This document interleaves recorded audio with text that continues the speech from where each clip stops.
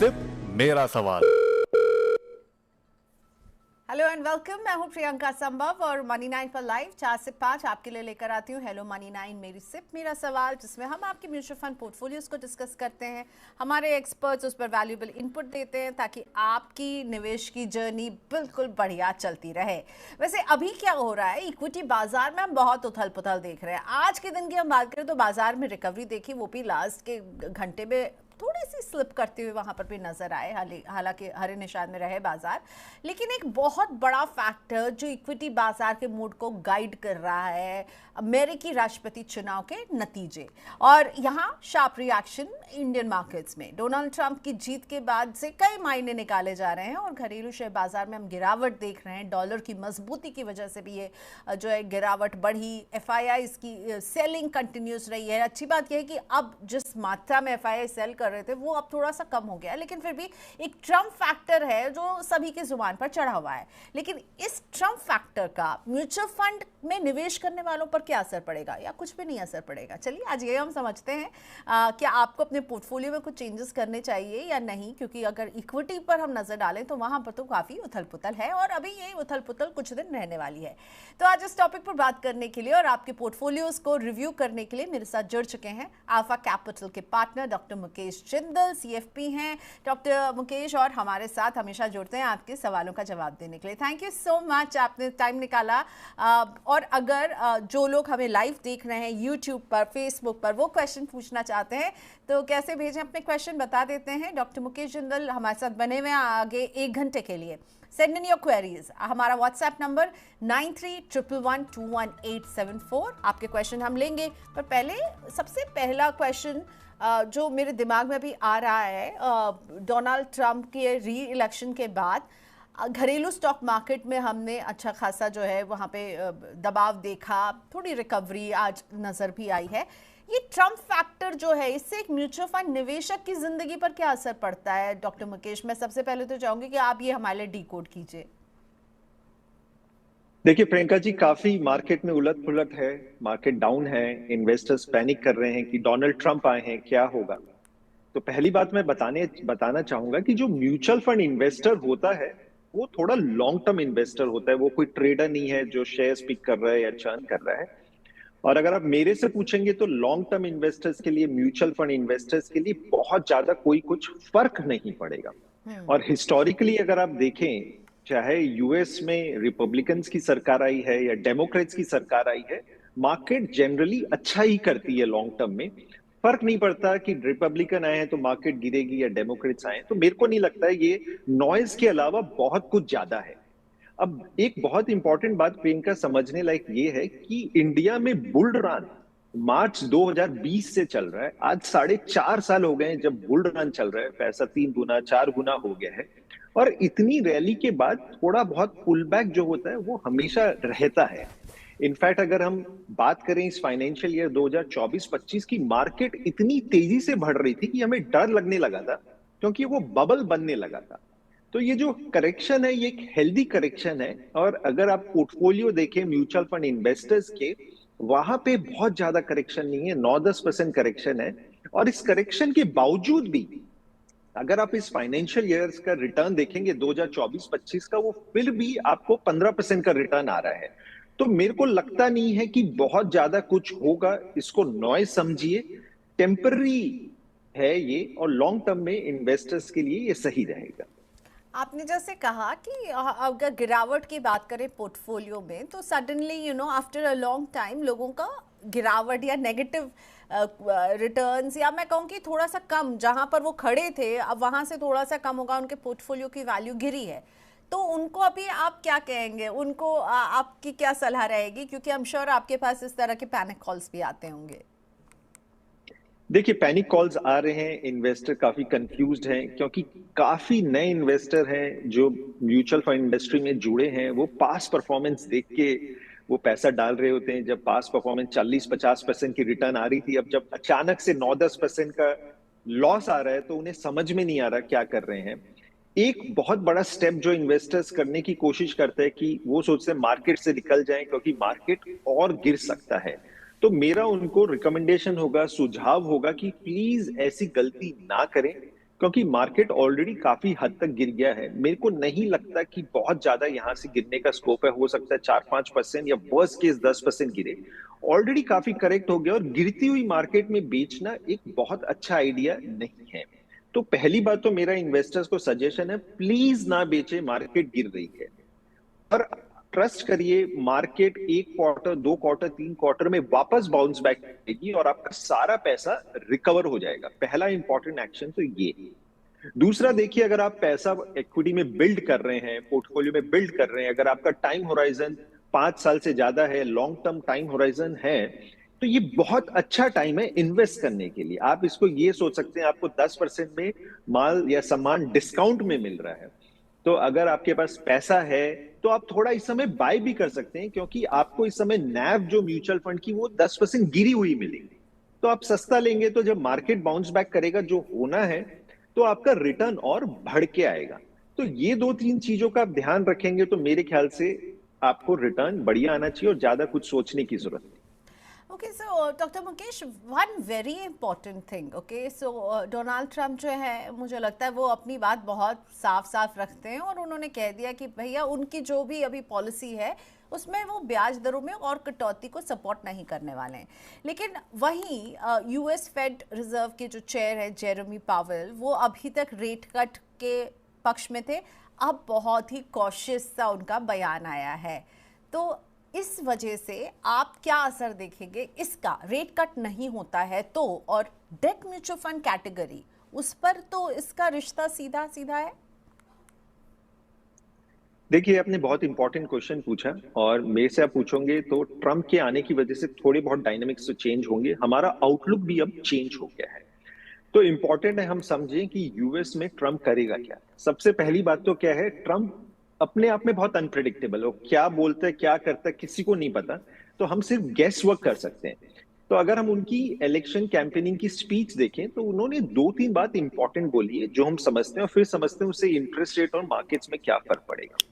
पहली बात उन्होंने बोला कि जो यूएस में कंपनीज हैं, कॉर्पोरेट्स हैं, उनके लिए वो टैक्स रेट करके कम करेंगे। 21% है उसको 15 पे ले आएंगे। अगर वो टैक्स रेट कट करेंगे तो कंपनीज के पास ज्यादा पैसा आएगा, वो स्पेंडिंग और करेंगे।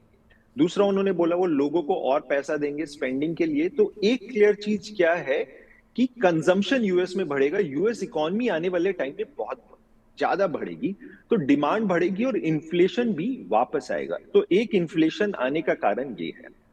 दूसरा, ट्रम्प जी ने बोला कि वो टैरिफ लगाएंगे जो चाइना से सामान आ रहा है या इमर्जिंग मार्केट में आ रहा है। उन्होंने बोला चाइना में वो 60% का टैरिफ लगाएंगे। टैरिफ होता है जो माल वो यूएस में इंपोर्ट कर रहा है या इंडिया या अदर कंट्रीज एक्सपोर्ट कर रहे हैं, उसमें टैक्स लगा देते हैं ज्यादा। तो 60% चाइना और बाकी इमर्जिंग मार्केट्स में भी लगाने की उन्होंने बात की है।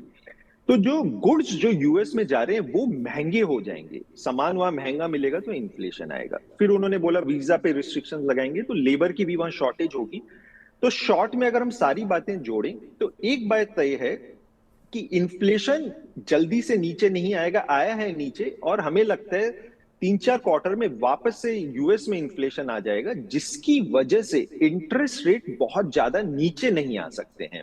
क्योंकि जनरली इंटरेस्ट रेट नीचे तब आते हैं जब इन्फ्लेशन डाउन होता है। बट अगर ये ट्रम्प की एक्शंस की वजह से इन्फ्लेशन फिर से यूएस में आता है तो मेरे को नहीं लगता कि इंटरेस्ट रेट बहुत ज्यादा नीचे आने वाले हैं। इनफैक्ट जो यूएस में हमारे लॉन्ग टर्म बॉन्ड्स है वहां रेट चढ़ गए हैं। तो अगर मैं इंडियन इन्वेस्टर्स की बात करूं उनपे क्या इंपैक्ट आएगा, तो डेट म्यूचुअल फंड्स के लिए या एफडी वालों के लिए ये अच्छी खबर है।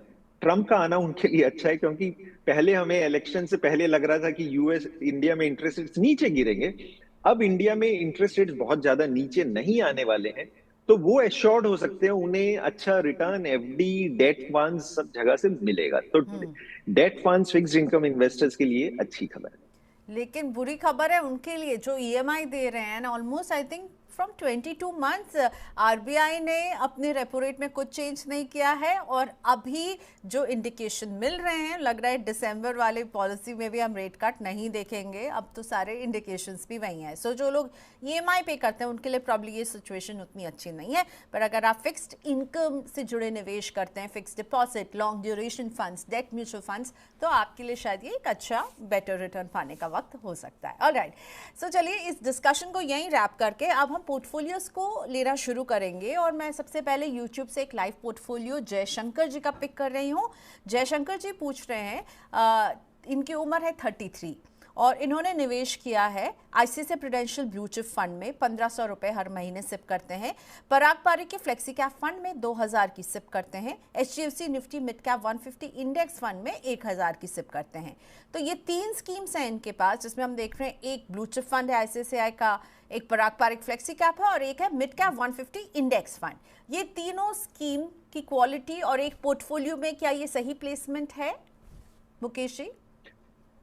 देखिए प्रियंका जी, जो आपने पोर्टफोलियो बताया, जयशंकर जी ने अच्छा पोर्टफोलियो बनाया है। इनके पास जो तीनों स्कीम्स हैं वो परफॉर्मिंग स्कीम्स है। एक इन्होंने जो ICICI prudential blue chip fund लिया है वो एक लार्ज कैप फंड है और वो टॉप 100 कंपनीज में इन्वेस्ट कर रहा होता है। जो पराग पारिक फ्लेक्सी कैप फंड है, काफी कंसिस्टेंट फंड है, उसके पास फ्लेक्सिबिलिटी होती है, वो कहाँ भी लार्ज मिड स्मॉल में डाल ले। ज्यादा उसका पोर्टफोलियो फिर भी लार्ज कैप में होता है, थोड़ा पैसा वो यूएस में भी डाल रहा होता है। और मिड कैप के लिए उन्हें इंडेक्स फंड लिया। इंडेक्स फंड्स बढ़िया रहते हैं, पोर्टफोलियो में लो कॉस्ट रहते हैं, उसमें कोई एक्टिव प्ले नहीं होता है। तो मेरे ख्याल से पोर्टफोलियो लॉन्ग टर्म के लिए सही करेगा। मेरे को जयशंकर जी का टाइम होराइजन नहीं पता। मैं ये अनुमान मान के चलता हूं कि वो एग्रेसिव इन्वेस्टर्स है, उनका टाइम होराइजन 5 साल से ऊपर है। अगर ऐसा टाइम होराइजन है तो मैं उनको सजेस्ट करूंगा कि वो स्मॉल कैप फंड भी ले लें, क्योंकि उनके पोर्टफोलियो में एक लार्ज है, मिड है, फ्लेक्सी है। स्मॉल कैप होने से पूरी बास्केट पूरी हो जाती है। और जनरली हमने देखा है, टाइम होराइजन लंबा हो, 5-10 साल हो, तो मिड स्मॉल अच्छे रिटर्न देते हैं, ज्यादा रिटर्न देते हैं। तो उनको मैं सजेस्ट करूंगा कि आप बंधन का स्मॉल कैप फंड ले लीजिए, जो काफी अच्छा चल रहा है। उनकी इस समय इक्विटी इन्वेस्टमेंट टीम जो है वो भी स्ट्रांग है और एसआईपी के थ्रू आप बिल्ड करिए तो अच्छा रिटर्न आना चाहिए। बाकी पोर्टफोलियो सही है। ठीक है। सो जयशंकर जी, एक स्मॉल कैप आप ऐड कर सकते हैं, पर ये टोटली इस बात पर निर्भर करेगा कि आप कितने समय के लिए निवेश कर रहे हैं। तो अगर आपने हमें बता दिया होता कि आप कितने समय के लिए निवेश कर रहे हैं तो मुकेश जी के पास और क्लैरिटी होती और आपको और फोकस जवाब भी दे सकते थे। पर अभी आपकी ये तीनों स्कीम सही हैं और लंबी अवधि का नजरिया है, तो एक स्मॉल कैप आपकी पोर्टफोलियो में 4 चांद लगा देगा। ऑलराइट, चलिए कपिल मिश्रा जी के पोर्टफोलियो को लेकर आते हैं। कपिल मिश्रा जी निवेश कर रहे हैं पराग पारिक के फ्लेक्सी कैप फंड में, 3000 की सिप करते हैं।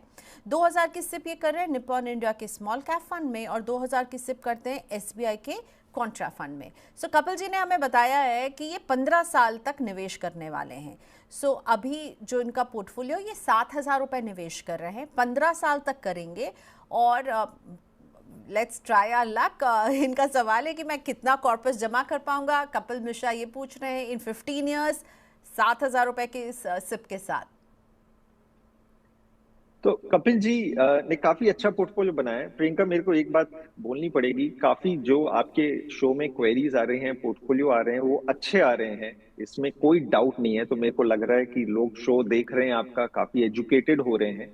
अब अगर हम कपिल जी का भी पोर्टफोलियो देखें तो इन्होंने पराग पारिक फ्लेक्सी कैप, जो मैंने बताया कि काफी कंसिस्टेंट परफॉर्मेंस है, और अभी जब मार्केट गिरी है तो बहुत कम गिरा है क्योंकि वो कैश में भी बैठ गए थे, और इनके फंड मैनेजर भी अच्छे हैं। निप्पॉन स्मॉल कैप बहुत ही कंसिस्टेंट फंड है और कॉन्ट्रा फंड भी बहुत अच्छा चल रहा है। तो मेरे को लगता नहीं है कि इनको कुछ इसमें चेंज करने की जरूरत है। इसमें लार्ज मिड स्मॉल सब कवर हो जाता है।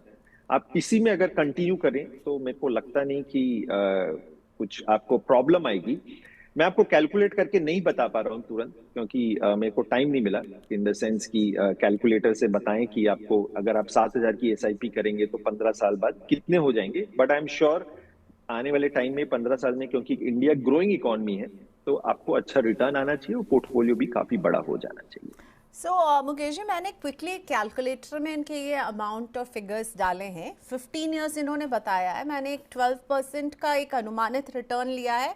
थोड़ा म्यूटेड रिटर्न रखा है मैंने। 12% अगर इनको रिटर्न मिलता है और ये निवेश करते जाएंगे तो ये अराउंड 35 लाख के आसपास जो है 15 साल में जोड़ पाएंगे। ठीक है, तो ये एक रफ कैलकुलेशन है कपिल जी, जो बता रही है कि आप 35 लाख के आसपास जोड़ पाएंगे with 12% interest that I have kept in my mind. चलिए अपनी निवेश की जर्नी को ऐसे ही आगे बढ़ाते रहिएगा। मलय पाल जी का मैं क्वेश्चन लेकर आती हूँ।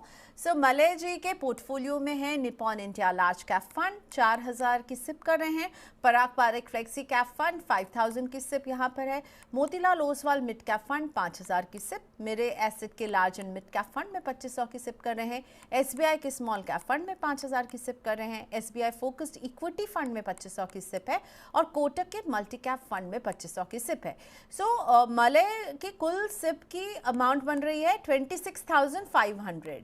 फंड सिलेक्शन कैसा है? 20 साल तक ये निवेश करने वाले हैं। सो मलय के पोर्टफोलियो को आप कैसे देख रहे हैं? Is everything fine? 26,500 का निवेश है, 1 2 3 4 5 6 7 स्कीम्स। तो देखिए प्रियंका जी, अगर मलय जी का पोर्टफोलियो देखें तो मेरे को लगता है 7 स्कीम भी बहुत ज्यादा है, और जो इन्होंने स्कीम्स भी सेलेक्ट की है काफी रिपीटेटिव हैं, तो मेरे को लगता नहीं इतनी ज्यादा स्कीम्स की जरूरत है। हम पोर्टफोलियो को कंसोलिडेट भी कर सकते हैं। इनके पास पोर्टफोलियो में अच्छी स्कीम्स भी हैं, जैसे निपॉन लार्ज कैप, पराग पारेख फ्लेक्सी कैप, मोतीलाल ओसवाल का मिड कैप फंड है, मेरा large and mid cap fund है। ये चारों बहुत ही कंसिस्टेंट फंड है और मेरे को नहीं लगता इसमें कुछ चेंज करने की जरूरत है। जो प्रॉब्लम है वो एसबीआई स्मॉल कैप फंड और एसबीआई फोकस इक्विटी फंड में प्रॉब्लम है, क्योंकि ये अंडर परफॉर्मिंग कर रहे हैं। स्मॉल कैप फंड में हुआ क्या है प्रियंका, की साइज बहुत बड़ा हो गया है। जो एसेट अंडर मैनेजमेंट है स्मॉल कैप का, एसबीआई स्मॉल कैप का एयूएम बड़ा हो गया है, तो प्रॉब्लम रहती है कि वो उसमें स्मॉल कंपनीज में डाल नहीं पाता, रिटर्न इतना अच्छा नहीं आ पाता। तो मेरा इनको सजेशन होगा कि आप एसबीआई स्मॉल कैप फंड की जगह बंधन स्मॉल कैप फंड करें, जो कि एक अच्छा कंसिस्टेंटली कर रहा है। और जो एसबीआई फोकस इक्विटी फंड है वो काफी टाइम से अंडर परफॉर्म कर रहा है, लास्ट 6 महीने से बाउंस बैक हुई है, बट जैसे हमने बताया ऑब्जेक्टिव की पोर्टफोलियो कंसोलिडेट करें तो आप उसमें अपनी एसआईपी स्टॉप करके मिरर में बिल्ड कर सकते हैं, तो नंबर ऑफ स्कीम्स आपकी कंसोलिडेट हो जाएगी। और स्मॉल कैप में ऐड इसलिए करना चाहूंगा क्योंकि आपका टाइम होराइजन लंबा है। प्रियंका, एक मैं बात बताना चाहता हूं जो कि बहुत इंपॉर्टेंट है। जनरली लॉन्ग टर्म में लोग क्या करते हैं, काफी बार लार्ज कैप हेवी कर लेते हैं। लार्ज कैप देखिए जनरली आपको 13 14 15% काइंड ऑफ रिटर्न आपको दे देता है, बट हमने ये भी देखा अगर किसी इन्वेस्टर का टाइम होराइजन 5 से 10 साल है तो मिड कैप जो है आपको 16-17% दे रहा होता है और स्मॉल कैप 19-20% भी दे रहा होता है। तो क्योंकि स्मॉल कैप कंपनी से रिस्क थोड़ा ज्यादा है, रिटर्न ज्यादा दे देता है, बट रिस्क को हम कैसे मैनेज कर रहे हैं कि आप टाइम होराइजन अपना लंबा ले लीजिए। और सिंस इनका टाइम होराइजन लंबा है तो मैं ये चाहूंगा कि इनका पैसा ज्यादा मेहनत करें इनके लिए और ज्यादा रिटर्न आए, तो ये थोड़ा सा चेंज है इनके लिए। ओके, सो मुकेश जी, आपने एक स्कीम के बारे में कुछ भी नहीं कमेंट किया, तो मैं जानना चाहूंगी उसे उन्हें रखना है या नहीं, और वो है कोटक का मल्टी कैप, जिसमें ये 2500 का निवेश कर रहे हैं। क्योंकि आपने देखिए, आपने गो हेड दिया कि Nippon India large cap fund continue, Parag Parekh flexi cap continue, Motilal Oswal mid cap fund continue, Mirae asset large and mid cap fund continue, plus SBI focus equity को बंद करके वहां वाला पैसा यहां डालिएगा। स्मॉल कैप में एक चेंज की बंधन स्मॉल कैप पर, कोटक मल्टी कैप फंड में नॉट अ सिंगल वर्ड। तो मुझे जानना है कि मलय जी को वो रखना है या उसे क्लोज करना है। सॉरी वो मिस हो गया, but Kotak multi cap fund बहुत बेहतरीन फंड है। उसकी फंड मैनेजमेंट टीम, वहां पे नीलेश शाह, हर्षा उपाध्याय जी हैं, काफी अच्छे लॉन्ग टर्म कंसिस्टेंट इन्वेस्टर्स हैं, फंड मैनेजर्स हैं। तो इसको वो कंटिन्यू करें। इसमें 2500 की चल रही है, तो इसमें आप 5000 तक जो फ्यूचर में अगर एसआईपी करेंगे तो आप बढ़ा सकते हैं। तो ये भी एक अच्छा फंड है, इसे आप कंटिन्यू करिए। ओके, सो मलय जी, आपके पोर्टफोलियो को रिव्यू कर दिया है, and please follow his advice and wishing you all the very best with your investment journey. Rajesh Tiwari ji एक क्वेश्चन पूछ रहे हैं। उन्होंने बहुत ही एक स्पेसिफिक जो है स्कीम के बारे में पूछा है, और ये स्पेसिफिक स्कीम जो है इसे फोकस्ड स्कीम्स हम कहते हैं।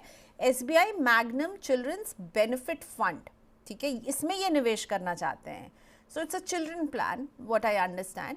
20 से 25 साल तक निवेश करेंगे एंड जाहिर तौर पर अपने बच्चे के भविष्य के लिए इसमें निवेश करना चाहते हैं। तो आपको ये कैसा लगता है कि SBI magnum children benefit fund में ये निवेश करें, इस तरह का एक फोकस्ड जो है गोल फोकस्ड स्कीम लें, या फिर बच्चे के लिए अगर 20 से 25 साल में करना है तो एक रेगुलर स्कीम में निवेश करें? देखिए, अगर हम रिटायरमेंट स्कीम्स की बात करें तो जनरली ये नॉर्मल अपने इक्विटी फंड जैसा ही होता है। एंड बस इसमें ये होता है, थोड़ा फोकस है कि बच्चों के हिसाब से, बट अगर आप इनका पोर्टफोलियो देखेंगे तो ये भी डाइवर्सिफाइड होता है। और हमने देखा है कि ये ज्यादातर लार्ज कैप में भी होता है। तो आप चाहें तो इसे कंटिन्यू कर सकते हैं, इसमें कोई प्रॉब्लम नहीं है। डिपेंड करेगा, एसबीआई की अगर परफॉर्मेंस अच्छी चलेगी तो ये भी आपको अच्छा देगा। मेरा सजेशन ये होगा कि आप पैसे को एक स्कीम में ना रखें, क्योंकि कई बार हमने देखा है जो फंड हाउस की परफॉर्मेंस होती है, फंड्स की परफॉर्मेंस होती है, वो भी साइक्लिकल होती है। जब फंड कोई अंडर परफॉर्म कर रहा था तो उसके सारे स्कीम्स अंडर परफॉर्म कर रहे होते हैं। तो मैं ये नहीं चाहता कि फ्यूचर में कोई प्रॉब्लम आए। एसबीआई की अंडर परफॉर्मेंस है, अभी एसबीआई के फंड्स अच्छे हैं, वहां पे जो सीआईओ है श्रीनिवासन, बहुत अच्छा उनका ट्रैक रिकॉर्ड है।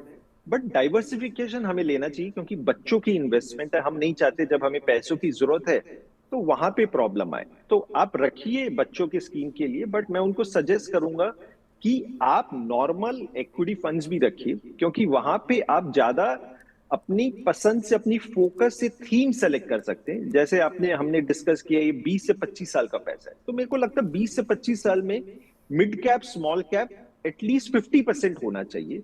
लार्ज कैप आप 50% करिए, मिड कैप स्मॉल कैप 50% करना चाहिए, क्योंकि वहां से रिटर्न ज्यादा निकल सकता है 20-25 साल में, और उनका रिस्क भी कम हो जाता है। तो सिंपल है, ये स्कीम आप कंटिन्यू करिए, बट 2-3 स्कीम्स में और डाइवर्सिफाई करिए, एसबीआई की नहीं, डिफरेंट इंस्टीट्यूशंस की और थोड़े डिफरेंट टाइप्स की, क्योंकि रिटायरमेंट वाला लार्ज कैप हैवी है, तो आप अलग से मिड कैप स्मॉल कैप भी सेलेक्ट कर सकते हैं।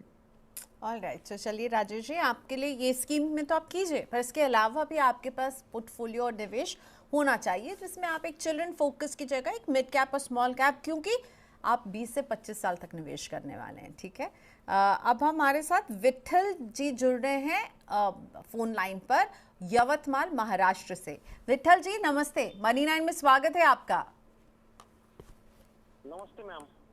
नमस्ते, आपकी आवाज़ बहुत धीमी आ रही। मैं अपने जो हमारे फ़ोन लाइंस को जो हैंडल करते हैं उन्हें रिक्वेस्ट करूंगी कि थोड़ा सी साउंड इंक्रीज कर देंगे क्या विट्ठल जी की।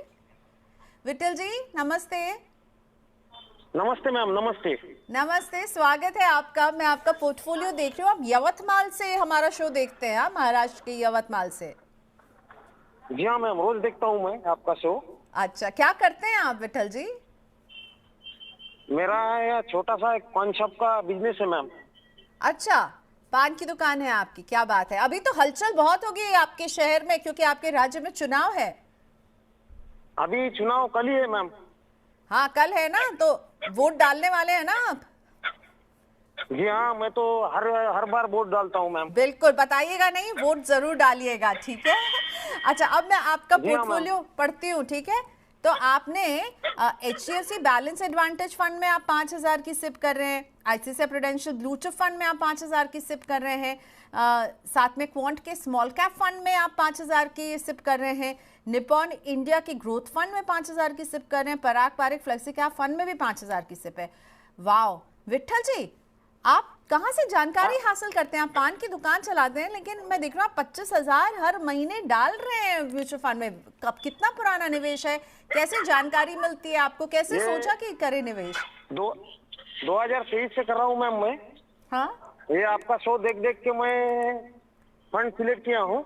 अच्छा, वेरी नाइस, बहुत खुशी हुई। चलिए, बहुत अच्छा लगा कि आप जो हैं अपनी एक दुकान चलाते हैं, पैसे बचा के निवेश कर रहे हैं। कब तक निवेश करेंगे और क्या वित्तीय गोल है जिसको अचीव करना चाहते हैं? मतलब क्या मन में सोचा कि कितने पैसे जमा करने हैं? मुझे 1.5 करोड़ चाहिए मैम 15 साल में। ओके, ठीक है, और इसी के लिए आप निवेश करें। इस इन्वेस्टमेंट को बढ़ाएंगे भी ना विट्ठल भाई, जब थोड़ा सा पैसा आएगा और कमाई होगी तो? जी हाँ मैम, मैं स्टेप अप कर रहा हूँ 10% से। क्या बात है, क्या बात है। आपने ये जो बोला ना स्टेप अप, जिस कॉन्फिडेंस से, उससे पता चल रहा है कि आप देखते हैं हमारा शो और समझते हैं जो अलग अलग फीचर्स हैं। अच्छा, आपके क्वेश्चन का ये भी हिस्सा था कि आप कुछ लमसम इन्वेस्टमेंट भी करना चाहते हैं 10 लाख रुपए का? जी हाँ मैम। ओके, चलिए विट्ठल जी बने रहिएगा। अब आप अगली आवाज मुकेश जी की सुनेंगे। अगर कुछ सवाल में आप कुछ और कुछ पूछना चाहें, ऐड करना चाहें तो पूछेगा। मुकेश जी बताइए, विट्ठल जी हमारे साथ हैं। आई थिंक ये मेरे शो की असल सक्सेस है कि विट्ठल भाई जो है वो एक पान की दुकान चलाते हैं हमारा शो देख देख के उन्होंने फंड सेलेक्ट किया है। सो पहले तो बताइए इनका फंड्स कैसे हैं, एंड उन्होंने क्या कहा, स्टेप अप करेंगे और 1.5 करोड़ चाहिए 15 साल में। Mukesh ji, you have to make this happen. हमें विठल जी का ये सपना पूरा करना है। बताइए क्या करना चाहिए, निवेश कैसा लग रहा है इनका आपको? प्रियंका, पहली बात तो विठल जी से मिलके मेरे को बहुत अच्छा लगा है, क्योंकि इससे पता चल रहा है कि इंडिया ग्रो कर रहा है। एक छोटी जगह जो पान की दुकान चला रहा है वो इन्वेस्ट कर रहा है म्यूचुअल फंड में, और पोर्टफोलियो इन्होंने बनाया है। और वो ये भी सोच रहे हैं कि इस इन्वेस्टमेंट्स के थ्रू लॉन्ग टर्म में 1.5 करोड़ वो बिल्ड कर सकते हैं 10 से 15 साल में। तो ये बहुत बड़ी अचीवमेंट है। अगर इन्वेस्टर्स ये डिसिप्लिन को फॉलो कर लें, विठल जी से आप सीख लें, हम सब, कि आप कहीं भी बैठे हो, आपके पास अवेलेबल नहीं है सुविधाएं, फिर भी आप YouTube देख के, चैनल्स देख के, नॉलेज प्राप्त करके आप बढ़िया पोर्टफोलियो कर सकते हैं, इन्वेस्टमेंट्स डिसीजन बढ़िया ले सकते हैं। तो बधाई हो विठल जी, आपने जो किया मेरे लिए बहुत बड़ा मोटिवेशन है, क्योंकि आप कर सकते हैं तो हम सब अपने आप को इंप्रूव करके बढ़िया चीज कर सकते हैं। तो बधाई हो। अब अगर आपके पोर्टफोलियो के ऊपर मैं बात करूं, पोर्टफोलियो आपने बहुत बेहतरीन बनाया है। आपने 5 स्कीम्स सेलेक्ट करी हैं, एंड पांचों काफी आपने diversified top performing schemes select करी हैं। इसमें मेरे को बहुत ज्यादा चेंजेस की कोई जरूरत नहीं है। आपने large cap, mid cap, small cap, flexi cap, सारी स्कीम्स आपने सेलेक्ट की हैं जो कंसिस्टेंटली अच्छा परफॉर्म कर रही हैं। ना इसमें एक ही स्कीम है जहां पे प्रॉब्लम आ रही है, जो कि है क्वांट का स्मॉल कैप फंड। तो क्वांट में हुआ क्या था कि सेबी की इंक्वायरी चल रही है, क्योंकि वहां पे इनसाइडर ट्रेडिंग का डाउट था, तो जिसकी वजह से वहां पे काफी प्रॉब्लम आई है। अभी भी उनकी इंक्वायरी चल रही है सेबी की, उसका रिजल्ट आने वाला है दिसंबर या जनवरी में। बट हो क्या रहा है, जब से ये इंक्वायरी हुई है तब से जो फंड मैनेजर है संदीप टंडन, वहां पे काफी कंजर्वेटिव हो गए, क्योंकि इस इंक्वायरी की न्यूज के बाद काफी रिडम्पशंस हो रहे हैं। पहले ये जो फंड हाउस था काफी टॉप परफॉर्मिंग था, बट लास्ट 6 महीने से हम देख रहे हैं ये अंडर परफॉर्म कर रहे हैं। तो मेरा सजेशन ये होगा कि आप इसमें एसआईपी रोक दें, फ्रेश इन्वेस्टमेंट ना करें, क्योंकि अभी ये अंडर परफॉर्म कर रहा है और इंक्वायरी भी चल रही है। हो सकता है बाउंस बैक कर जाए। जो आपकी एग्जिस्टिंग इन्वेस्टमेंट्स हैं क्वांट में आप होल्ड करें, बट आप क्वांट स्मॉल कैप फंड में फ्रेश ना डालें। फ्रेश इसलिए भी नहीं डालें, कई बार हम डिसीजन लेते हैं बेचना, तो उसके लिए फिर हमें 1 साल रुकना पड़ता है, क्योंकि उसमें एग्जिट लोड होता है। 1 साल से पहले बेचो तो short term capital gain tax लग जाता है। तो क्वांट स्मॉल कैप में आप एसआईपी बंद करके बंधन स्मॉल कैप फंड को आप सेलेक्ट करिए। कंसिस्टेंट फंड है और अच्छा रिटर्न देना चाहिए। एक ये आप ये करिए, और दूसरा देखिए आपकी एसआईपी है, एक आपको पता है स्टेप अप एसआईपी क्या है। इनफैक्ट मेरे ख्याल से इंडिया को पता तो चल गया एसआईपी क्या है, काफी लोग एसआईपी कर रहे हैं, तभी मार्केट में 25,000 करोड़ महीने के आ रहे हैं एसआईपी के थ्रू। अब इन्वेस्टर्स को जरूरी है वो स्टेप अप एसआईपी भी इंपॉर्टेंस उसकी समझें, क्योंकि स्टेप अप एसआईपी में आप हर साल जब भी आपकी इनकम बढ़ती है उसका एक परसेंटेज बढ़ा देते हो, 5%, 10%, 15%, जैसे आपको सही लगता है, जैसे आपकी इनकम बढ़ती है। तो उससे हम गोल के और करीब पहुंच जाते हैं, या हमारा जो कॉर्पस होता है वो और बड़ा हो जाता है। तो मेरे ख्याल से विठल जी आप एसआईपी करिए, इनको बिल्डअप करिए, स्टेप अप करिए, तो पूरा आपका गोल होना चाहिए। ओके, सो जो 1.5 करोड़ कह रहे थे वो उस गोल तक तो विठल जी जरूर पहुंचेंगे। और 10 लाख का जो लमसम इन्वेस्टमेंट करना है विठल जी को, वो कहाँ करेंगे? देखिए 10 लाख का इन्वेस्टमेंट है, मेरे को फिर से इनका टाइम होराइजन नहीं पता, क्योंकि ये शॉर्ट टर्म के लिए करेंगे। विठल जी क्या आप है हमारे साथ, ये लमसम भी आप लॉन्ग टर्म के लिए करना चाहते हैं ना? के लिए 15 साल के लिए। 15 साल के लिए, ओके, 15 साल के लिए। आपने सुन लिया ना, आपके पोर्टफोलियो में सब कुछ बहुत ही अच्छा है, लेकिन क्वांट स्मॉल कैप को थोड़ा सा पॉज कर दीजिएगा अभी। और अब लमसम वाला सवाल 15 साल के लिए बताइए। तो देखिए लमसम के लिए ऐसा है विठल जी, ऐसा लग रहा है मार्केट आप ही के लिए गिरी है। मार्केट 10% गिरी है तो आपके लिए गिरी है, तो जो इन्वेस्टमेंट आप कर रहे थे इस समय आपको 10% सस्ता मिलेगा। तो मेरा सजेशन होगा, आपको नंबर ऑफ स्कीम्स बढ़ाने की जरूरत नहीं है। आप इन 5 फंड्स में इन्वेस्ट करेंगे और 10 में से 50%, 5 लाख आप लमसम डाल दीजिए, 1-1 लाख इन 5 स्कीम्स में डाल दीजिए। वो इसलिए डाल दीजिए क्योंकि आज मार्केट डाउन है, और जो बाकी 5 लाख है वो आप 6 महीने की इनमें एसटीपी कर दीजिए या एसआईपी कर दीजिए, इंस्टॉलमेंट में डाल दीजिए। तो उससे होगा ये कि एवरेज आउट हो जाएगा, 6 महीने में बाइंग करेंगे, क्योंकि अगर मार्केट यहां से गिरती है तो आपकी बाइंग कंटिन्यूअसली चलेगी, क्योंकि मुझे भी नहीं पता या किसी को नहीं पता ये मार्केट का बॉटम है। हमें अनुमान है कि हो सकता है मार्केट ऑलमोस्ट काफी डाउन हुई है, बाउंस बैक करना चाहिए, बट पता नहीं, हो सकता है और भी गिरे। तो एटलीस्ट ये लेवल सस्ता है तो हम इसमें 50% डाल देते हैं, और 50% जो आपका 5 लाख है उसको 6 इंस्टॉलमेंट में तोड़ के आप 85,000 जैसे जो इंस्टॉलमेंट होती है वो हर महीने इन 5 फंड में आप बाय कर लीजिए। या तो आप बैंक बैलेंस से खुद परचेज कर सकते हैं, या एक सिस्टमैटिक ट्रांसफर प्लान का भी फंड हाउस ऑप्शन देता है, जिसमें आप डेट फंड में पार्क करते हो और उन्हें इंस्ट्रक्ट कर देते हो कि 6 महीने में डिप्लॉय कर दें। तो मेरा यही सजेशन होगा, स्कीम्स वो रखिए, आपको कोई चेंज करने की जरूरत नहीं है, लमसम आधा डाल दीजिए, बाकी 6 महीने में आप डिप्लॉय कर लीजिए। चलिए विठल जी, बहुत अच्छा लगा। इन्वेस्टमेंट को ऐसे ही चालू रखिएगा। क्वांट के स्मॉल कैप को बदल कर आप बंधन में शिफ्ट हो सकते हैं, लेकिन आपका पोर्टफोलियो क्या बात है, और स्टेप अप करेंगे और भी अच्छी बात है। और आपसे बात करके पान खाने का मन करने लगा। विठल जी, थैंक यू सो मच हमारे शो में जुड़ने के लिए। आप ही तो हैं असल इंडिया की ग्रोथ स्टोरी जो हम बात करते हैं। शुक्रिया विठल जी, नमस्ते। Thank you very much madam. Thank you, thank you. चलिए अब हम यवतमाल से सीधा मुकेश जी आपको लेके जाने वाले हैं स्विट्जरलैंड। हमारी पॉपुलैरिटी वहां पर भी है। सो स्विट्जरलैंड से जेपी सिंह जी हमें लिख रहे हैं कि मैं आपको ये सवाल स्विट्जरलैंड से भेज रहा हूँ, प्लीज लीजिए। तो लीजिए, हाजिर है। 1 करोड़ का लमसम निवेश करना चाहते हैं जेपी सिंह साहब, और ये रिटायरमेंट के लिए ये निवेश इनको करना है। 10 साल इनका टाइम होराइजन है, और 1 करोड़ का एक मुश्त निवेश। मैंने 1 लाख बोल दिया था क्या? 1 करोड़ का एक मुश्त निवेश करना चाहते हैं। सो बताइए 1 करोड़ को कैसे डिवाइड करें? अभी मार्केट गिरे हुए, तो वो तो लॉजिक जो अभी आपने दिया विठल भाई के लिए, वो तो यहाँ जेपी जी के लिए भी इम्प्लीमेंट होगा ना। मार्केट गिरा हुआ है, this could be a right time to invest. बिल्कुल बिल्कुल जेपी सिंह जी, एंड ये बहुत बढ़िया टाइम है। आप स्विट्जरलैंड से पैसा इंडिया लाइए और इन्वेस्ट करिए, क्योंकि इंडियन मार्केट्स बहुत स्ट्रांग है और इंडिया की ग्रोथ स्टोरी बिल्कुल इंटैक्ट है। आने वाले 10 साल में इंडिया जो है बहुत ही ग्रोइंग कंट्री है, और मेरे ख्याल से एक गोल्डन डेकेड है, तो रिटर्न आना चाहिए। अब सवाल ये आता है, आप इसमें कैसे डालें, किस में डालें? तो सबसे पहली बात, इंपॉर्टेंट सवाल है कि आपका रिस्क प्रोफाइल क्या है जेपी सिंह जी, क्योंकि ये जानना बहुत जरूरी है।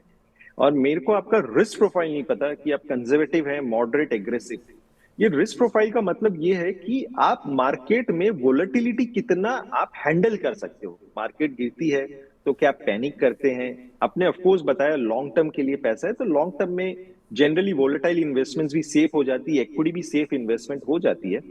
बट क्या आप मार्केट शॉर्ट टर्म में गिरेगी तो आप उसे हैंडल कर पाएंगे, नहीं कर पाएंगे? वो एक बहुत इंपॉर्टेंट मुद्दा है जो हमें समझना है। उससे पहले मैं अगर आपको रिकमेंड करूं तो प्रियंका, क्या इनकी हमारे पास इनकी रिस्क प्रोफाइल है, या इनसे हम पता लगा सकते हैं ये क्या कंजर्वेटिव है, मॉडरेट है, एग्रेसिव है?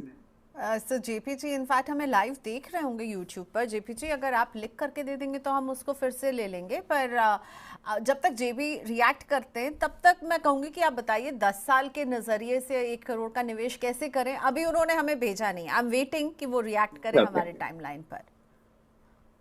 देखिए, तो मैं ये मान के चलता हूँ कि ये एग्रेसिव इन्वेस्टर्स हैं, है ना, एंड 10 साल का टाइम होराइजन है, तो एग्रेसिव है, तो इक्विटी में ज्यादा कंफर्टेबल होंगे।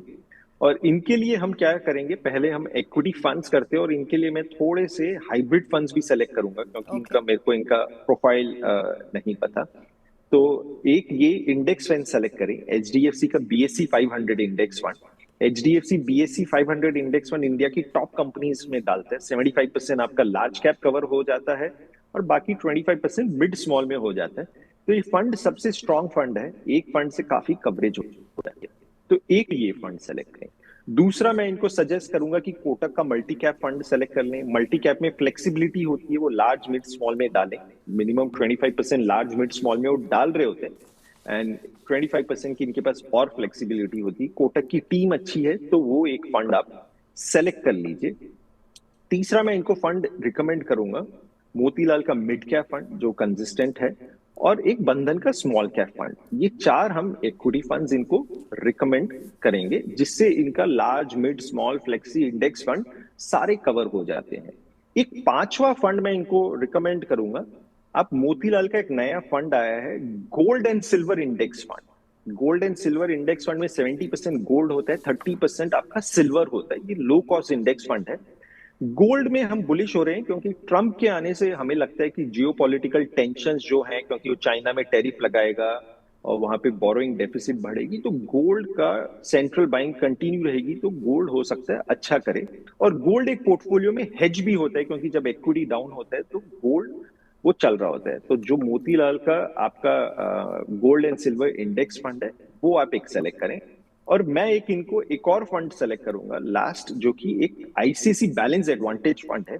एक हाइब्रिड फंड है, इसमें on an average 50% equity 50% debt होता है। ये सेफ रहता है, मार्केट में अपने आप खरीद रहा होता है जब डाउन होती है, और जब ऊपर होता है तो बेच रहा होता है। तो अगर आप ये 6 फंड ले लेंगे तो आपका पूरा कवरेज हो जाता है। मैंने गोल्ड एंड सिल्वर इसलिए भी ऐड किया ताकि स्टेबल रहे। अगर ये हाइब्रिड फंड भी किया है ताकि बहुत ज्यादा वोलेटिलिटी नहीं रहे। अगर आप सिर्फ इक्विटी इन्वेस्टमेंट्स देख रहे हैं तो पहले 4 फंड आप करते तो आपका काम चल जाता। ये 6 फंड में आप बराबर डाल सकते हैं, तो आपका अच्छा खासा कवरेज हो जाता है ना। एक इंपॉर्टेंट बात है, आप पैसा डालेंगे कैसे? तो मेरा सजेशन ये होगा कि आपका 1 करोड़ में से 50 लाख आप ये 6 फंड में लमसम डाल दीजिए इस लेवल पे, क्योंकि लेवल अच्छा है। लार्ज कैप इस समय फेयरली वैल्यूड है, और मेरे को लगता है कि और अच्छा टाइम है, गोल्ड भी करेक्ट हुआ है तो आप कर सकते हैं। और बाकी 50 लाख आप 1 साल में डिप्लॉय करिए थ्रू सिस्टमैटिक ट्रांसफर प्लान, तो आपकी एंट्री प्राइस एवरेज हो जाएगी। तो अगर आप ऐसे पोर्टफोलियो बिल्ड कर लेंगे तो मेरे ख्याल से आपका 10 साल में रिटर्न अच्छा आना चाहिए। ओके, और मुकेश जी मैं बताऊं, जेपी जी ने अभी जवाब भी दिया है। जो आपने सोचा वही है कि वो अग्रेसिव है, उनका जो पूरा स्टैंड है, तो वो अग्रेसिव इन्वेस्टर हैं, और इसीलिए जो 6 स्कीम्स आपने बताई हैं सिंह साहब के लिए, वो अच्छी स्कीम है। अगला question it's really close to my heart, ठीक है, क्योंकि ये मेरे ईमेल के जरिए आया था और इन्होंने जो बातें लिखी है ना मुकेश जी, आपको सुननी चाहिए, ठीक है। जया हैं ये, और इनकी एज है 51, और चेन्नई से इन्होंने लिखा है। तो 2 लाख की रेंटल इनकम के साथ 1.5 लाख म्यूचुअल फंड में ये निवेश करती हैं, ठीक है। और ये निवेश ये अपने बेटे के फ्यूचर के लिए कर रही हैं। इनका बेटा अभी जो है वो 22 ईयर ओल्ड है और MBBS कर रहा है, और जब वो कमाने लगेगा तो वो 5% से जो जया जी यानी उनकी मदर जो निवेश कर रही है उससे स्टेप अप करेगा। अच्छा, अब टारगेट इज वेरी इंटरेस्टिंग। 28 साल में 100 करोड़ का गोल है, यानी जब उनका बेटा 50 इयर्स का होगा तो वो चाहते हैं कि 100 करोड़, ओके, वेल्थ क्रिएशन इसे कहते हैं, उसके पास हो। और उन्होंने कहा है कि शायद तब तक मैं ना रहूं, पर मैं चाहती हूँ कि मेरे बेटे के पास इतने पैसे हो। क्या बात है। I mean Jaya ji, hats off to you, and very nice thought, but I hope आप अपने रिटायरमेंट का भी इसमें ख्याल रख रही हो, ठीक है। तो अब अपने बेटे और उसके आने वाले जो बच्चे होंगे उनके लिए एक वेल्थ क्रिएशन का बीज जो है इन्होंने सो कर दिया है। अब क्या क्या निवेश कर रही हैं? बंधन कोर इक्विटी फंड में 35,000, पराग पारिक के फ्लेक्सी कैप फंड में 35,000, HDFC के फ्लेक्सी कैप फंड में 35,000, मोतीलाल ओसवाल के मिड कैप फंड में 30,000, निपॉन स्मॉल कैप फंड में 15,000। सो 1.5 लाख का ये पूरा निवेश है। जो रेंटल इनकम से जो पैसे मिल रहे हैं उसमें से 1.5 लाख ये डेडिकेट कर रही हैं इधर। तो वो 100 करोड़ जो है चाहती हैं कि उनका बेटा, जब आपके जो बेटे हैं ना वो बहुत लकी हैं, ठीक है, वो जब बेटा 50 साल का हो तो बेटे के पास हो 100 करोड़, और फिर बेटे का फैमिली आगे जो पढ़ेगी उसके पास भी हो। तो वेल्थ क्रिएशन की शुरुआत कर चुकी हैं। अब आप बताइए इनका पोर्टफोलियो कैसा है मुकेश जी? देखिए प्रियंका, जब ऐसी हम बातें सुनते हैं, ऐसी स्टोरी सुनते हैं, तो अगेन काफी मोटिवेटिंग है। इनफैक्ट हम काफी क्लाइंट से डील करते हैं। मेरा मानना ये है, अगर आप एक बार गोल बना लो, सोच लेते हो मेरे को ये चाहिए, ये करना है, तो वो हो जाता है। एंड प्रॉब्लम ये होती है हम बड़ा सोचते नहीं है, ड्रीम बिग करते नहीं है। गोल अगर अच्छा सोचेंगे, बड़ा सोचेंगे, कैसे होगा वो इंपॉर्टेंट नहीं, वो अपने आप हो जाता है। तो मेरे को पूरा कॉन्फिडेंट है कि जया जी ने अगर 100 करोड़ का पोर्टफोलियो सोचा है तो वो बिल्ड कर लेंगे। तो मेरा सारे इन्वेस्टर्स से सजेशन यही होगा कि हम सब जया जी से सीखें कि बहुत इंपॉर्टेंट है हम थोड़ी गोल प्लानिंग करें, गोल के हिसाब से इन्वेस्टमेंट्स करें, और आपको सरप्राइज हो जाएगा जो आप वेल्थ क्रिएट कर सकते हैं अपने लिए, बच्चों के लिए, फैमिली के लिए। तो बहुत बढ़िया बात है ये। अब इनके पोर्टफोलियो की मैं बात करूं तो इनका पोर्टफोलियो परफेक्ट है। इसमें कुछ चेंज करने की जरूरत नहीं है। इन्होंने बहुत ही बढ़िया स्कीम सेलेक्ट की है, बढ़िया इंस्टीट्यूशन से सेलेक्ट किए हैं, बढ़िया फंड मैनेजर से सेलेक्ट किए हैं। इन्होंने small cap, mid cap, large cap, flexi cap सब बढ़िया कवर किया है। तो मेरे को नहीं लगता कि इन्हें कुछ करना चाहिए, इन्हीं स्कीम्स में कंटिन्यू करें। एंड मेरे ख्याल से ये बढ़िया रहेगा। एक इनका मेरा सजेशन ये होगा, क्योंकि ट्रम्प के आने से हमें लगता है कि यूएस इकोनॉमी बढ़िया करेगी। एंड क्योंकि यूएस में वो फोकस कर रहा है कि वहां पे मैन्युफैक्चरिंग हो, मेक इन यूएस हो, और वहां पे वो टैक्स कट भी करेगा, और सारा टेक इनोवेशन यूएस में है। तो वहां पे यूएस का एक फंड हम कर सकते हैं, एक मोतीलाल का नैस्डैक इंडेक्स फंड है, तो उसको आप ऐड कर सकते हो। इस समय यूएस के फंड्स पैसा नहीं ले पा रहे हैं, और जो नैस्डैक वाला फंड भी है वो भी 1 लाख रुपए महीने के ही ले रहे हैं पर पैन कार्ड। तो मेरे को लगता है इसमें आप छठा फंड करना है तो वो आप ऐड कर सकते हो, क्योंकि कॉर्पस आप बड़ा सोच रहे हो। तो सारा हम ये भी नहीं चाहते इंडिया में रिस्क रखें, ग्लोबल पोर्टफोलियो डाइवर्सिफिकेशन भी इंपॉर्टेंट हो जाता है। और जब आप नैस्डैक में डालते हो तो मैं यूएस की बेनिफिट के लिए बता देता हूँ, जो नैस्डैक इन्वेस्टमेंट है वो यूएस की टॉप टेक कंपनीज में डालता है। टेक्नोलॉजी कंपनीज है जो इनोवेशन कर रही है, जैसे एप्पल, टेस्ला, गूगल, मेटा, ये सारी चीजें हम यूज कर रहे हैं। और अगर आप देखेंगे ये इनोवेशन में काफी ज्यादा स्पेंडिंग कर रहे हैं, तो ये सारी नैस्डैक में आ जाती हैं। और ये लो कॉस्ट इंडेक्स फंड है, तो डेफिनेटली मेरे को लगता है कि नैस्डैक भी ऐड कर सकते हैं। ओके, सो एक नैस्डैक का फंड जो है मोतीलाल का आपको रेकमेंड कर रहे हैं। अदरवाइज आपका पोर्टफोलियो बहुत अच्छा है जया जी, सोच बहुत अच्छी है, शुरुआत बहुत अच्छी है, अमाउंट बहुत अच्छा है। तो मुझे नहीं लगता है कि आपको कोई रोक सकता है। आप जो देख रही हैं सपना ना, वो 100 करोड़ का वो पूरा हो जाएगा। बेस्ट ऑफ लक आपकी इस जर्नी के लिए। दीपक शर्मा के पोर्टफोलियो को लेकर आती हूँ मैं आपके लिए।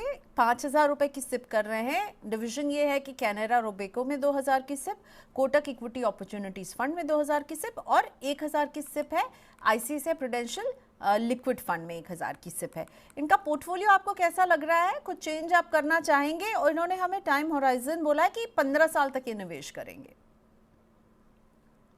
देखिए, अगर दीपक जी का पोर्टफोलियो देखें प्रियंका, इनके पास एक लिक्विड फंड उठाया हुआ है जहां पे वो 1,000 रुपए की सिप कर रहे हैं, और 20% पोर्टफोलियो है। लिक्विड फंड एक आपका डेट फंड है, एफडी जितना रिटर्न देगा, 7-7.5%। तो मेरे को ये समझ में नहीं आया कि ये लिक्विड फंड में क्यों कर रहे हैं, अगर टाइम होराइजन 15 साल का है। अगर किसी का टाइम होराइजन 1 साल, 2 साल या शॉर्ट टर्म का पैसा है, तो हम लिक्विड फंड रखते हैं। कंटिजेंसी या कोई खर्चा आने वाला है, तो उसके लिए आप लिक्विड फंड करें। अगर दीपक जी का खर्चा है 1-2-3 साल में, तो आप लिक्विड फंड करें। पर अगर नहीं, अगर हम ये अनुमान मान के चलते हैं कि पैसा लॉन्ग टर्म के लिए है, तो मेरा सजेशन ये होगा कि आप लिक्विड फंड में एसआईपी स्टॉप करके एक इंडेक्स फंड डालें। एचडीएफसी बीएससी 500 इंडेक्स फंड, ये एक लो कॉस्ट इंडेक्स फंड है, और इसमें लार्ज, मिड, स्मॉल सारे कवर हो जाते हैं। तो वो अपने पोर्टफोलियो में ऐड कर लेंगे तो सही होगा। इनके पास कोटक का इक्विटी अपॉर्चुनिटीज फंड है, जो अच्छा कंसिस्टेंट परफॉर्मर है। कैन रेबोको स्मॉल कैप फंड है, 2,000 की एसआईपी कर रहे हैं। बीच में अंडर परफॉर्म कर रहा था, अभी थोड़ा बाउंस बैक हो रहा है। इनको वॉच लिस्ट में रखें, होपफुली बाउंस बैक हो जाए। अगर नहीं होता तो बंधन स्मॉल कैप से ये रिप्लेस करें। और मेरा सजेशन ये होगा कि तीनों फंड में आप बराबर एसआईपी कर लीजिए, तो आपका काम मेरे ख्याल से बेटर डाइवर्सिफाइड हो जाएगा। ज्यादा स्कीम्स आपको फिलहाल करने की जरूरत नहीं है। 5,000 की एसआईपी है, 3 स्कीम्स आपके लिए काफी। ऑलराइट, सो आगे बढ़ें। गोपिकानंद चट्टोपाध्याय जी, मुझे बार बार आप लिख रहे हैं पर मुझे आपका क्वेश्चन नहीं मिल रहा है sir. I am really sorry, my apologies. आपने कल भी आप हमारी टाइमलाइन में थे, सो मैं चाहूँगी कि आप एक बार अगर मेल कर देंगे, एक बार हम आपको फिर से आपने कहा आपने व्हाट्सएप किया पर मुझे आपका क्वेश्चन नहीं मिल रहा है। सो मैं रिक्वेस्ट करूँगी एक बार, तेजेश्वर जो है मेरे कॉलीग जो व्हाट्सएप को फॉलो करते हैं, प्लीज़ एक बार वहाँ पे क्वेश्चन फिर से ढूंढ लीजिए। तब तक ये हमारा ईमेल आईडी है गोपिका जी, आप अगर आप देख लें money9query@tv9.com, और इसमें अगर भेज देंगे तो मैं उसे क्विकली पिक करने की कोशिश करूंगी। ठीक है, आसिफ जी आपका मेल आया हुआ है, कल आपके क्वेश्चन को लेकर आते हैं। अभी हम अब हम चलते हैं और लेते हैं ये क्वेश्चन जो मेरे पास बहुत देर से पेंडिंग है, प्रमोद पाटिल जी का। इनकी सिप है एसबीआई के हाइब्रिड फंड में 2,000 की, एसबीआई के स्मॉल कैप फंड में 3,000 की, एक्सिस के मिड कैप में 3,000 की, HDFC large and mid cap 3,000, Canara Robeco के स्मॉल कैप में भी ये कर रहे हैं कुछ 15,000 का निवेश, 1500 का निवेश, सॉरी 1500 का निवेश वहां पर है। 8.5 लाख रुपए का लमसम निवेश भी करना चाहते हैं। मोतीलाल ओसवाल के मिड कैप फंड में करूं या फिर मोतीलाल ओसवाल के स्मॉल कैप फंड में? तो एक क्विक रिव्यू इनके पोर्टफोलियो का। SBI hybrid fund, SBI small cap, axis mid cap, HDFC large and mid cap, Canara small cap, plus जो 8.5 लाख रुपए इनको करने हैं लमसम निवेश, मोतीलाल ओसवाल मिड कैप और मोतीलाल ओसवाल स्मॉल कैप। देखिए प्रियंका जी, अगर हम प्रमोद जी का पोर्टफोलियो देखें तो इनमें इन्होंने SBI का equity hybrid fund, SBI small cap fund लिया है। मैंने थोड़ी देर पहले भी बोला है, SBI के स्मॉल कैप फंड जो है अंडर परफॉर्म कर रहा है, AUM भी बड़ा हो गया है, तो मैं सजेस्ट करूंगा उसमें SIP स्टॉप कर दें। SBI इक्विटी हाइब्रिड की भी परफॉर्मेंस इतनी बढ़िया नहीं आ रही है, और जनरली हाइब्रिड फंड में उसमें 70% लार्ज इक्विटी रहता है, 30% डेट रहता है, तो उसमें भी आप स्टॉप कर सकते हैं। एज्यूमिंग कि आपका टेन्योर बड़ा है, लंबा है, 5 साल से बेटर है, तो आप प्योर इक्विटी फंड करें। तीसरा जो आपके पास फंड है जो कि अंडर परफॉर्म कर रहा है, वो एक्सिस के मिड कैप फंड है। एक्सिस के फंड्स अंडर परफॉर्म कर रहे हैं, थोड़े से बाउंस बैक हुए हैं, बट फिर भी मेरे को लगता है कि आप उसे बंद कर सकते हैं, इतनी कोई परफॉर्मेंस ग्रेट नहीं आ रही है। तो इन 3 में आप बंद कर दीजिए आउट ऑफ 5। और जो आपका कैन रेबोको स्मॉल कैप फंड है उसको आप कंटिन्यू कर लीजिए, उसको आप वॉच लिस्ट में रख कर लीजिए। HDFC large and mid cap fund आप कंटिन्यू करिए। HDFC की इस समय टीम बढ़िया है, गोपाल अग्रवाल वहां पे हैं, चिराग सेतालवाद हैं, काफी कंसिस्टेंट परफॉर्मेंस है, तो इन 2 फंड को आप कंटिन्यू करिए। अब इसमें जो सजेशंस मैं आपको दूंगा, ये जो 3 फंड आप बंद करोगे, SBI equity hybrid, SBI small cap और एक्सिस मिड कैप, इसमें आप एक एक्सिस मिड कैप की जगह मोतीलाल का मिड कैप फंड आप ऐड कर लीजिए। इसके अलावा एक HDFC BSE 500 इंडेक्स फंड आप ऐड कर लीजिए, क्योंकि एक लो कॉस्ट इंडेक्स फंड और आपका लार्ज कैप का भी ज्यादा कवरेज हो जाता है। और एक कोटक का मल्टी कैप फंड ऐड कर लीजिए, कंसिस्टेंट परफॉर्मर है, कोटक की टीम भी अच्छी है। तो अगर ये 5 फंड आप ले लेते हैं तो आपका लार्ज, मिड, स्मॉल सारे बढ़िया से कवर हो जाते हैं। और अगर ग्लोबल डाइवर्सिफिकेशन चाहिए तो आप मोतीलाल का नैस्डैक फंड आप इसमें ऐड कर सकते हैं। तो थोड़ा सा करेंसी रिस्क भी हेज हो जाता है, क्योंकि US में जब वो करते हैं डॉलर टर्म में होता है। अब ये जो स्कीम्स है इन सब में आप बराबर की SIP करिए, क्योंकि SIP का अमाउंट अलग होने का फायदा नहीं है, सब में हम इक्वली बुलिश हैं, तो आप बराबर करिए। अब जो 8.5 लाख आपको इन्वेस्ट करना है, मैं ये मान के चलता हूं कि ये लॉन्ग टर्म के लिए है, लॉन्ग टर्म के लिए है, तो इन 5 स्कीम में आप 50% इस समय लमसम डाल दीजिए। बहुत बढ़िया टाइम है, क्योंकि मार्केट डाउन है, 10% आपको सस्ता मिल रहा है, कुछ फंड्स 11-12% भी डाउन है, तो 8.5 में से 50% आप इस समय लमसम डाल दीजिए, और बाकी जो है वो अगले 6 महीने में बिल्ड करिए। मैं 50% की स्ट्रैटेजी इसलिए फॉलो कर रहा हूं क्योंकि मार्केट गिरी हुई है, इस समय हमें अच्छे लेवल पे लग रहा है। मार्केट अगर यहाँ से बाउंस बैक करेगी तो हमारे पास कुछ अच्छा पैसा लमसम इन्वेस्टेड होगा, और अगर यहाँ से गिरेगी भी तो हम 50% पे बैठे होंगे जो हम डिप्लॉय कर रहे हैं, तो उससे हम और यूनिट सस्ते में खरीद पाएंगे। तो ये अगर आप स्ट्रैटेजी यूज करेंगे तो मेरे ख्याल से कंफर्टेबल रहेगा। ओके, सो बहुत देर से शशि कुमार पूछ रहे थे ये question Motilal Oswal mid cap fund के बारे में, और वो इन्वेस्ट करना चाहते हैं। तो एक क्वेश्चन उन्होंने जो लिखा है, Motilal Oswal mid cap fund में सिप से फंड में लमसम करना चाहता हूँ, हो जाएगा या नहीं, और ये स्कीम कैसी है? देखिए, मोतीलाल के फंड्स इस समय अच्छे कर रहे हैं, एंड उन्होंने काफी टीम भी चेंज करी है, वहां पे प्रतीक अग्रवाल आए हैं। काफी टाइम से मोतीलाल अंडर परफॉर्म कर रहा था, तो लोगों का एक्सपीरियंस मोतीलाल से काफी टाइम से खराब था। बट मैंने बताया ये फंड मैनेजर्स के भी साइकिल होते हैं, क्योंकि कई बार ये इनके स्टाइल्स होते हैं, कोई वैल्यू स्टाइल फॉलो करता है, कोई क्वालिटी फॉलो करता है, और जब वो स्टाइल बाउंस बैक होती है तो इनके फंड्स चलने लगते हैं। इस समय मोतीलाल के सारे फंड अच्छे चल रहे हैं। मिड कैप फंड में बहुत कम फंड हैं जो अच्छा कर रहे हैं, तो अगर आप मिड कैप फंड का देख रहे हैं ऑप्शन, तो उसके लिए बहुत अच्छा ऑप्शन है। आप इन्वेस्ट कर रहे हैं, ये फंड ओपन है, लमसम कर लीजिए, SIP कर लीजिए, ये चलेगा। मेरे पास आपका बाकी पोर्टफोलियो नहीं है, तो मैं जानता नहीं कि सिर्फ यही एक फंड आपके पास है या और भी फंड्स हैं। अगर यही फंड है तो मेरा सजेशन होगा सिर्फ मिड कैप में ना करें, क्योंकि मिड कैप में इस समय सबसे ज्यादा वैल्यूएशन है। थोड़ा लार्ज स्मॉल कैप में भी आप करें, तो अदरवाइज ये फंड ठीक है, आप कंटिन्यू कर सकते हैं। ओके, अब लेकर आते हैं सैयद शमीम रजा जी का पोर्टफोलियो, और ये है लॉन्ग पोर्टफोलियो अलर्ट, क्योंकि 8 स्कीम्स हैं इनके पास। ठीक है, 8 स्कीम्स में पहली scheme Motilal Oswal mid cap fund 2100 की SIP, quant small cap fund 1500 की SIP, ICICI Prudential blue chip में भी कर रहे हैं रजा साहब, जिसमें ये 2100 का निवेश कर रहे हैं। निपॉन इंडिया के लार्ज कैप फंड में 2100 का निवेश कर रहे हैं। HDFC का इंडेक्स फंड भी है इनके पास, जो कि 1500 का निवेश वहां पर कर रहे हैं। BSE सेंसेक्स प्लान है ये। निपॉन इंडिया के Nifty small cap 250 index fund में 1000 का निवेश है। 7वीं स्कीम है SBI मैग्नम मिड कैप 1000 की सिप, और 8 स्कीम है HDFC मैग्नम मिड कैप 1000 की SIP. In totality number of schemes बहुत हैं, पर अमाउंट जो है इनका ये है 12,300 रुपए। लक्ष्य है 50 लाख, जो ये 10 साल में हासिल करना चाहते हैं।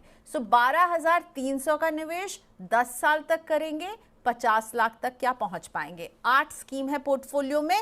अब क्वालिटी ऑफ स्कीम्स प्लस ये जो टारगेट इन्होंने रखा है, आपको क्या लग रहा है दोनों में सब कुछ ठीक है, मैच टू मैच हो रहा है कि हाँ सब कुछ ठीक चल रहा है? देखिए प्रियंका जी, काफी इंटरेस्टिंग पोर्टफोलियो है एंड काफी स्कोप ऑफ इम्प्रूवमेंट है। स्कोप ऑफ इम्प्रूवमेंट ऐसे है कि जो 8 स्कीम्स है काफी ज्यादा है। इतनी ज्यादा स्कीम्स की जरूरत नहीं है, क्योंकि जब ज्यादा स्कीम्स हो जाती है वो ट्रैक करना भी मुश्किल हो जाता है, और उसका यूनिवर्स ज्यादातर आप देखोगे स्कीम में ओवरलैप्स होते हैं। 2 मिड स्कीम कैप स्कीम में भी ओवरलैप होते हैं, तो आप कम स्कीम से भी मैनेज कर सकते हो। तो जैसे अगर हम मिड कैप स्कीम्स की बात करें कि इनके पास SBI मैग्नम मिड कैप है, HDFC मैग्नम मिड कैप है। 2 मिड कैप फंड्स की आपको जरूरत नहीं है, एक फंड आप रख लीजिए। SBI की परफॉर्मेंस थोड़ी सी इस समय स्ट्रगल कर रही है, HDFC की टीम अच्छी है, तो आप इन दोनों में से HDFC मिड कैप एक कर लीजिए, SBI मिड कैप में आप बंद कर दीजिए। वैसे ही इनके पास निपॉन का लार्ज कैप फंड है और ICICI ब्लू चिप फंड है। 2 लार्ज कैप फंड है। लार्ज कैप फंड जो है वो पैसा डाल रहे होते हैं अपना टॉप 100 कंपनीज में, तो यहाँ भी काफी ओवरलैप होता है। ICICI की टीम स्ट्रांग है, तो आप निपॉन लार्ज कैप में बंद करके ICICI ब्लू चिप में कर लीजिए। इनफैक्ट आपके पास 3 सिमिलर फंड है। आपके पास HDFC इंडेक्स फंड का सेंसेक्स प्लान है। मेरे को इंडेक्स फंड पसंद आते हैं लार्ज कैप स्पेस में, बट इस केस में क्या है, सेंसेक्स में सिर्फ 30 कंपनीज आती है, तो उसका प्ले कम हो जाता है। इनफैक्ट आप HDFC का इंडेक्स का जो सेंसेक्स वाला फंड है वो भी आप बंद कर सकते हो। तो ICICI ब्लू चिप फंड, आप निपॉन लार्ज कैप और HDFC का सेंसेक्स इंडेक्स फंड बंद करके आप अगर ICICI ब्लू चिप फंड करोगे तो वो भी चलेगा। और मैंने आप देखा कि आपके पास 3 मिड कैप फंड है, Motilal mid cap fund, SBI mid cap fund, और आपके पास एक और मिड कैप फंड है। तो इतने 3 मिड कैप फंड का फायदा नहीं है। फायदा नहीं है क्योंकि अगर आप तीनों फंड का देखोगे तो आपने सारे मिड कैप के स्टॉक्स उठा लिए। मिड कैप इंडेक्स में 150 स्टॉक होते हैं, आपने सारे के सारे उठा लिए, तो इससे पर्पस सॉल्व नहीं होता। आपके पास मोतीलाल का मिड कैप फंड एक अच्छा फंड है। आप SBI मिड कैप फंड और HDFC मिड कैप बंद करके आप मोतीलाल मिड कैप में आप फोकस करिए। आपके पास निपॉन का India small cap 250 index fund है, वो भी एक अच्छा फंड है, तो स्मॉल कैप के लिए आप वो कंटिन्यू करिए। मोतीलाल का मिड कैप आ गया और एक ICICI ब्लू चिप फंड आ गया। और चौथा आप जो फंड एक कर सकते हैं वो आप HDFC का BSE 500 इंडेक्स फंड ले लीजिए, क्योंकि उससे आपकी कॉस्ट भी कंट्रोल में रहेगी और ब्रॉड मार्केट कवर हो जाएगा। तो 4 फंड आपके लिए काफी हैं, इससे ज्यादा चाहिए नहीं। तो थंब रूल सिंपल है, एक मिड कैप फंड, एक स्मॉल कैप फंड, एक आप इंडेक्स फंड ले लीजिए जो कि लार्ज कैप हैवी, और एक फ्लेक्सी कैप फंड। तो ये 4 फंड कर लेंगे तो आपके लिए कवरेज अच्छा हो जाता है।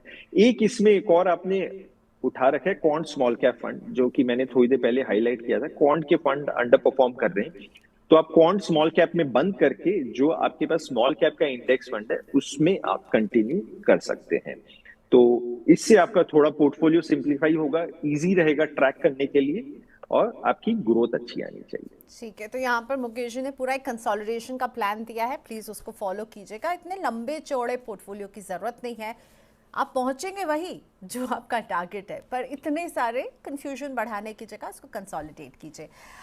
मुकेश जी, मैं अभी आपको कह रही थी ना, गोपिकानंद चट्टोपाध्याय जी बार बार कहते, तो वो अब हमारे साथ इनफैक्ट फोन लाइन पर जुड़ चुके हैं। मिस्टर चट्टोपाध्याय नमस्ते, स्वागत है आपका मनी 9 में। सर, आपका यूट्यूब पर सवाल देखा, आपने कहा व्हाट्सएप पर भेजा और हमारी टीम ने आपसे संपर्क कर लिया। नमस्ते।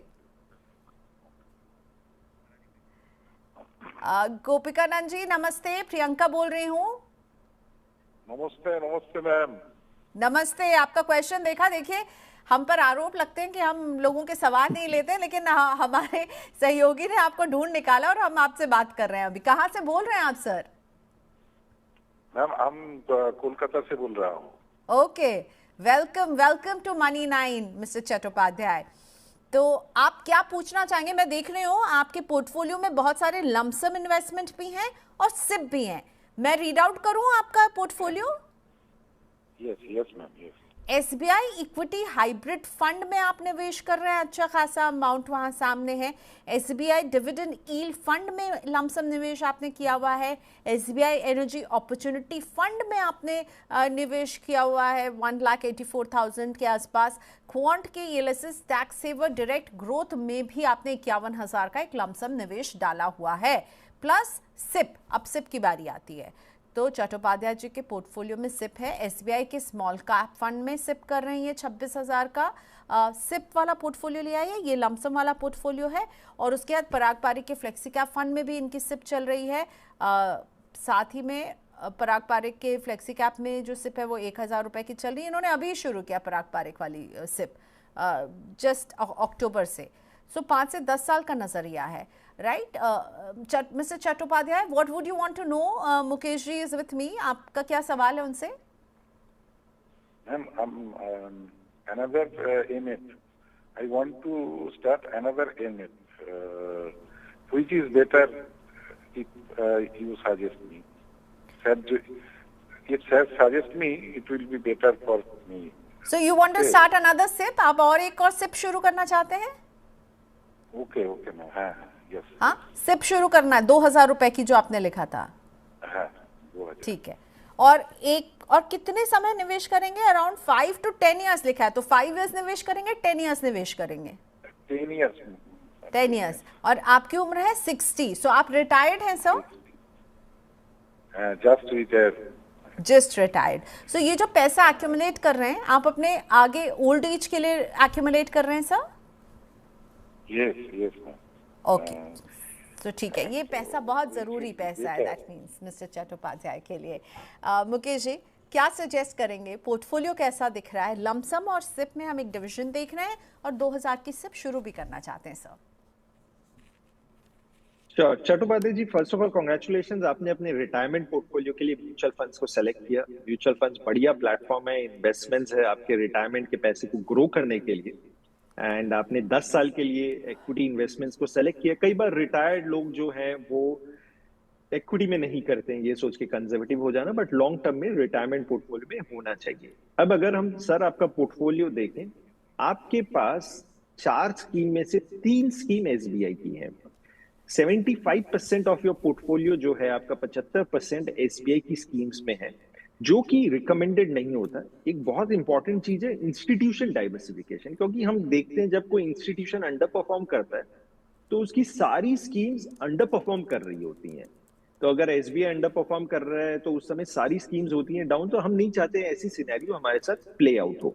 मेरा इन्वेस्टर्स को सजेशन होगा कि वो किसी भी एएमसी में 25% से ज्यादा अपना पोर्टफोलियो ना डालें, तो इससे डाइवर्सिफिकेशन रिस्क काफी हमारा ठीक रहता है। तो इनके पोर्टफोलियो में 3 है।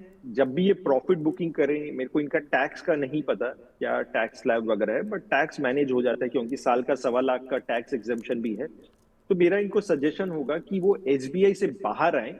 इस समय एसबीआई के फंड्स थोड़े अंडर परफॉर्म भी कर रहे हैं, चाहे वो एसबीआई इक्विटी हाइब्रिड फंड है। डिविडेंड यील्ड फिर भी ठीक है, एनर्जी अपॉर्चुनिटीज भी थोड़ा डाउन है, तो एसबीआई से थोड़ा सा बाहर आए। एक ये है। दूसरा, इनके पोर्टफोलियो में थीमेटिक फंड इन्होंने डाला हुआ है, SBI energy opportunities fund. And thematic fund होता है, मेरे को नहीं लगता किसी रिटेल इन्वेस्टर या नॉर्मल किसी भी इन्वेस्टर को जरूरत है। जनरली ये फंड जो है, फंड हाउसेस पैकेज बना के बेच रहे होते हैं, जो ट्रेंड चल रहा होता है वही बेच रहे होते हैं, और इन्वेस्टर्स को इनकी कोई जरूरत नहीं है, क्योंकि थीमेटिक फंड में कभी वो चल रहे होते हैं, अगर आपने उनको सही टाइम में नहीं बेचा तो फिर वो गिर जाते हैं और लॉन्ग टर्म तक डाउन रहते हैं।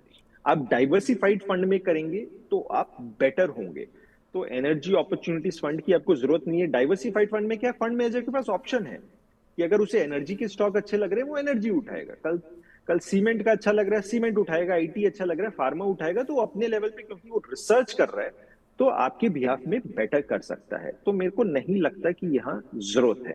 जो आपकी सिप भी चल रही है वो एसबीआई में ना करें, क्योंकि एसबीआई में आपके पास ऑलरेडी पैसा और स्मॉल कैप आपके पास अंडर परफॉर्म कर रहा है। पराग पारिक फ्लेक्सी कैप अच्छा फंड है। मैं इसमें सजेशन ये करूंगा कि एसबीआई में एक्सपोजर रिड्यूस करें। एक फंड जो आपको ऐड करना चाहिए, एचडीएफसी की बीएससी 500 इंडेक्स फंड है। अगर इन्वेस्टर को अगर आप मेरे से पूछेंगे एक ही फंड की जरूरत है तो वो सिंगल यही फंड है, इसके बियॉन्ड कुछ करने की जरूरत नहीं, क्योंकि एक इंडेक्स फंड है, लो कॉस्ट इंडेक्स फंड है, इसमें लार्ज मिड स्मॉल सारे आ जाते हैं, 70-75% लार्ज कैप होता है। तो आप इसमें उसको सेट करिए और एक दो स्कीम्स आप डाल सकते हैं। कोटक का मल्टी कैप डाल लीजिए, निपॉन का मल्टी कैप डाल लीजिए, ये भी बेहतरीन फंड है। मैं आपको बहुत ज्यादा मिड स्मॉल नहीं सजेस्ट कर रहा हूं, क्योंकि इस समय मिड स्मॉल महंगे भी हैं और आपका रिटायरमेंट कॉर्पस है। मेरे को नहीं पता आपका एक्सपीरियंस क्या है, तो ये थोड़े से चेंज कर लेंगे सर, तो मेरे ख्याल से पोर्टफोलियो थोड़ा स्टेबल हो जाएगा। ऑलराइट, चलिए इसी नोट पर आज के शो को यही वाइंड अप करते हैं। Thank you so much Mukesh ji, आपने वक्त निकाला। जल्द मुलाकात होती है। शुक्रिया आज हमारे साथ जुड़ने के लिए, पोर्टफोलियो को रिव्यू करने के लिए। Bye bye sir. Thank you so much.